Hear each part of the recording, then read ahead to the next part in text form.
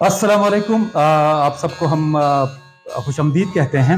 आज हम इस वक्त आईबीटी के ऑफिस में बैठे हुए हैं। मेरे साथ सर ज़ुबैर तोरवाली बैठे हैं, उनके साथ अजहर अली बैठे हैं और साथ जावेद इकबाल तोरवाली बैठे हैं। तो आज हमारी इस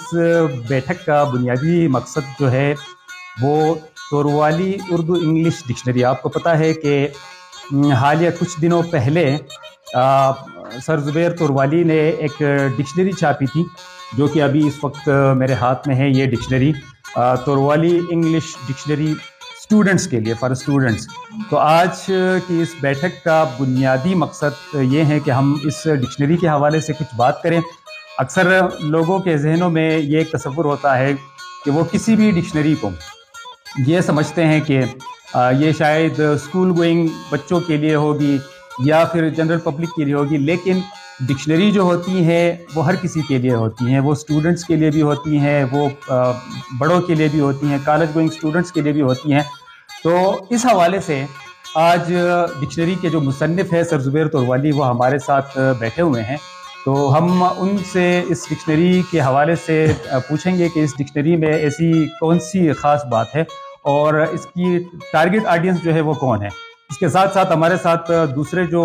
दोस्त बैठे हुए हैं, अजहर अली और जावेद इकबाल, उनसे भी हम पूछेंगे, चूँकि उन्होंने इस डिक्शनरी को पढ़ा हुआ है, देखा हुआ है, तो उनका तज्जिया भी लेंगे कि उन्होंने इस डिक्शनरी को किस तरह पाया। तो सर, पहले तो आप ये बताएं कि जब आप ये डिक्शनरी आप इसको लिख रहे थे, बना रहे थे, तो आपको कौन कौन सी परेशानियों का सामना करना पड़ा, आपने कौन सी टेक्निक यूज़ करके इस डिक्शनरी को मुरतब किया, और इस डिक्शनरी की चीज़ा जो खासियतें हैं उनके हवाले से हमें बताएं। जी, शुक्रिया आफ्ताब। पहले तो ये बताऊं कि शिमाली पाकिस्तान यानी बालाई खैबर पख्तूनख्वा और गिलगित बल्तिस्तान में पश्तो जो बहुत बड़ी ज़ुबान है, इसके अलावा भी 30 से ज़्यादा ऐसी ज़ुबानें बोली जाती हैं जिनके मुतालिक बहुत कम लोग जानते हैं।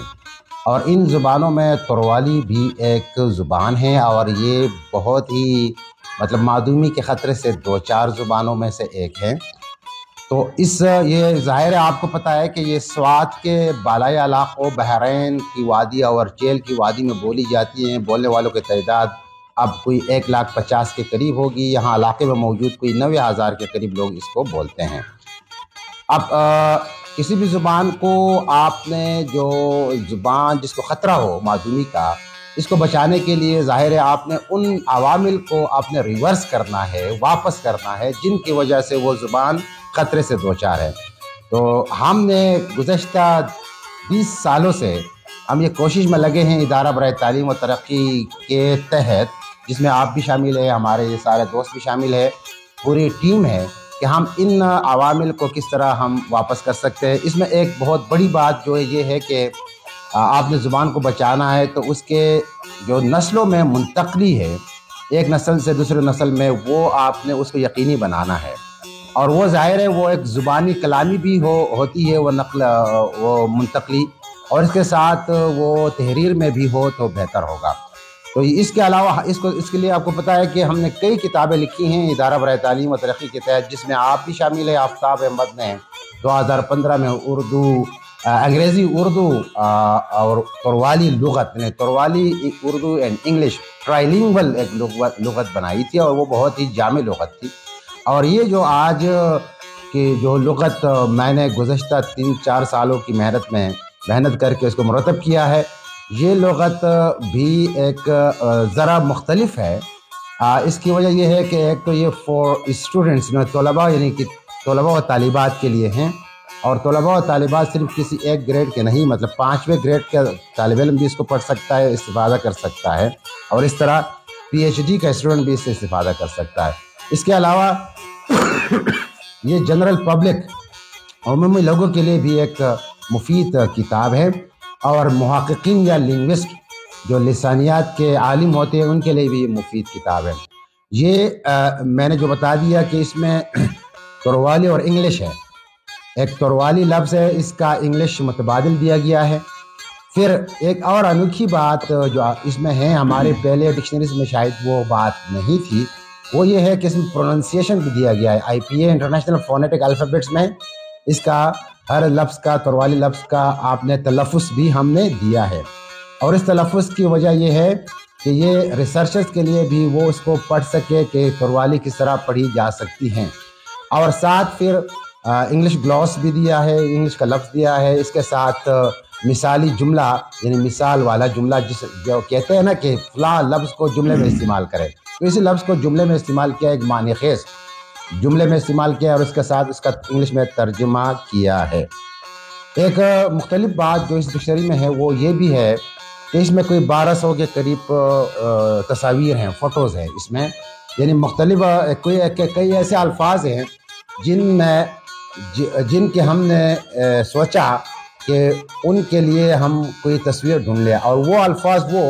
وہ تو یا تو آشیا کے الفاظ ہیں، یا جگہوں کے الفاظ ہیں، یا پودوں کے یا جانوروں کے الفاظ، تو ان کو ہم نے اس میں وہ تصاویر بھی رکھے ہوئے ہیں۔ اور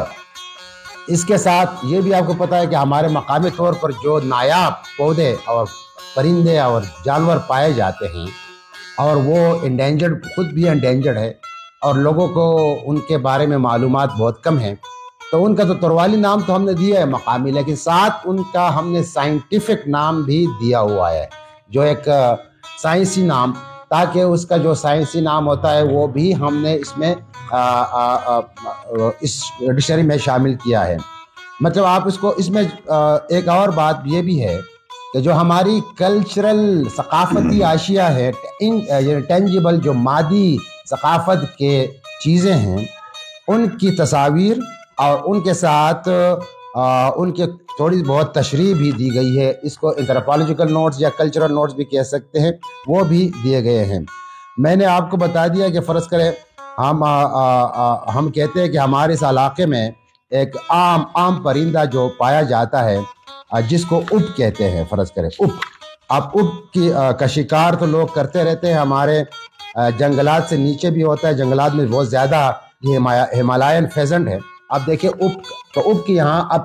ہماری نئی نسل اپ کو نہیں جانتی، شکاری تو جانتے ہیں لیکن نئی نسل نہیں جانتی۔ اب ہم نے اپ دے دیا، اور اپ کے ساتھ اس کی انگریزی معنی بھی دے دی، مطلب اس کو آپ پیٹرش کہے، چکار کہے، ٹائپ آف فیزنٹ اس کا لکھا ہوا ہے، اور اس کا ایک جو سائنٹیفک نام ہے، جو سائنسی نام، وہ بھی لکھا ہوا ہے، مطلب الیکٹورس چکار اس کا سائنسی نام ہے۔ یہ ایک پرندہ ہے۔ اسی طرح پودوں کے، اسی طرح جانوروں کے ہم نے نام لکھے ہیں، اور اس میں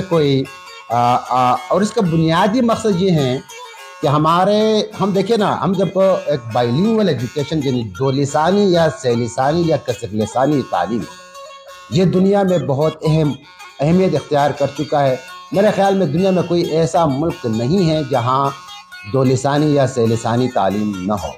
تو سے لسانی تعلیم میں، لیکن اس میں یہ مصیبت ہوتی ہے کہ دنیا کی سے لسانی یا دو لسانی تعلیم میں یہ ہوتا ہے کہ ایک بہت ہی قومی زبان کو شامل کیا جاتا ہے، اور پھر اس کے ساتھ ایک بین الاقوامی زبان کو شامل کیا جاتا ہے، اور مقامی مادری زبانوں کو اکثر نظر انداز کیا جاتا ہے۔ تو اس ڈکشنری میں یہ مقصد ہے کہ مقامی ہماری آبائی زبان، ہماری مادری زبان تروالی کے ذریعے لوگ انگلش سیکھیں، ہمارے اپنے تروالی اسٹوڈنٹس، اور غیر تروالی اسٹوڈنٹس انگلش کے ذریعے تروالی سیکھیں۔ اور جن طلباء کو، یعنی تروالی طلباء کو یا اسٹوڈنٹس کو اپنی زبان تروالی میں دقت ہے اور وہ انگلش میں کمفرٹیبل ہے، انگلش کو آسانی سے سمجھتے ہیں، تو وہ انگلش کے ذریعے بھی تروالی سیکھتے ہیں۔ تو مطلب اس کے دو مقاصد ہے کہ ایجوکیشن، تعلیم میں، عام تعلیم میں ہمارے اسٹوڈنٹس آگے بڑھیں، اور اپنے کلچر، اپنی زبان کو ساتھ لے کر آگے بڑھیں، یہ بات ہے، تاکہ وہ انگلش بھی سیکھے، اور یہاں کی جو معدوم ہونے والی چیزیں ہیں یا کلچرل جو ہماری اشیاء ہے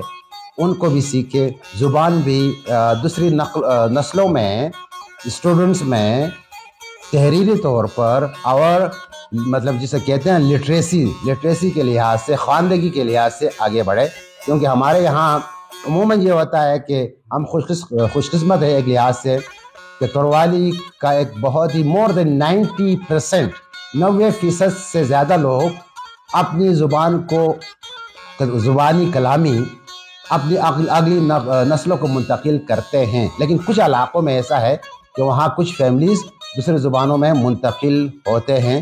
تو اس میں ہم یہ کوشش کرتے ہیں کہ تحریر کی صورت میں بھی جائے, ہمارا کلچر جو ثقافت ہے وہ بھی اگلی نسلوں میں منتقل ہو, اور ہمارے جو دوسرے غیر تروالی لوگ ہیں ان کے لیے بھی ایک مثال ہو, اور وہ بھی تروالی کو سمجھے اور تروالی کے بارے میں وہ کچھ سمجھ سکے. یہ اس کا بنیادی. بہت شکریہ سر, بہت شکریہ, آپ نے بہت ہی سیر حاصل گفتگو کی.